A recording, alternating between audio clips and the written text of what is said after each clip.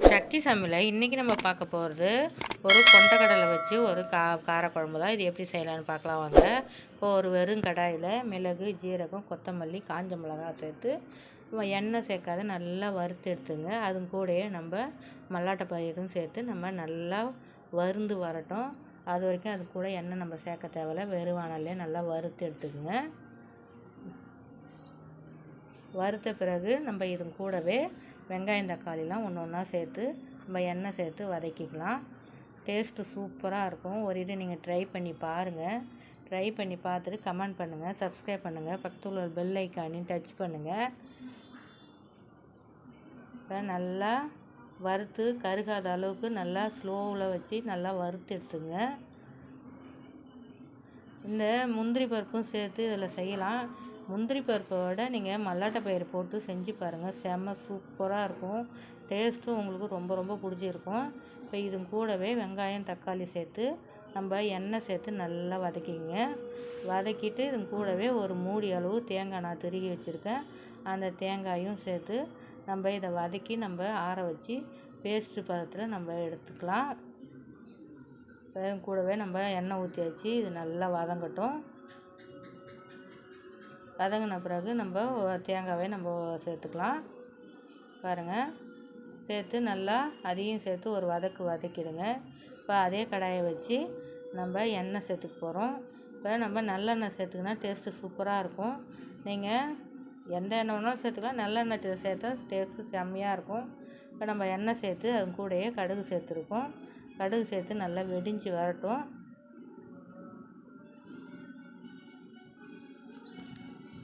இந்த குழம்பு வந்து நம்ம சப்பாத்திக்கு, தோசைக்கு, சாதத்துக்கு எதுக்கு வேணாலும் நம்ம சாப்பிட்லாம். இப்போ பாருங்கள், ஆறினோடனே நம்ம பேஸ்ட்டு பதத்தில் நம்ம அரைச்சி எடுத்துக்கலாம். இப்போ ஒரு 10-15 பூண்டு நம்ம முழு பூண்டு இதில் சேர்த்துக்கிறோம். அதை சேர்த்து நல்லா பொரிஞ்சு வரட்டும். பொரிஞ்சு வந்த உடனே நம்ம சின்ன வெங்காயம் அரிஞ்சு வச்சுருக்கேன், அதையும் சேர்த்துங்க. சேர்த்து நல்லா வதக்கிங்க. வதக்கிட்டு தக்காளி, கருவேப்பிலை, உருளைக்கிழங்கு வந்து நான் தோல் சேர்த்திட்டு பொடியாக அரிஞ்சு வச்சுருக்கேன். இது கூட சேர்க்கும்போது டேஸ்ட்டு சூப்பராக இருக்கும்.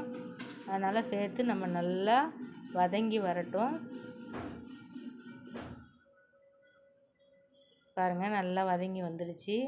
இந்த ஸ்டேஜில் நம்ம அரைச்ச பேஸ்ட்டை இது கூட சேர்த்து நல்லா எண்ணெய் பிரிஞ்சு வர அளவுக்கு நல்லா கிளறி விட்டுக்குங்க.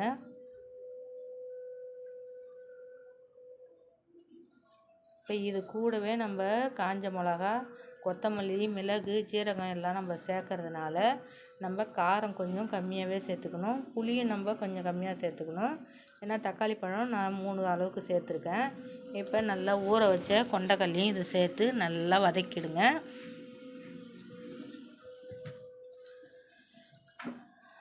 நல்லா வதங்கி வரட்டும்.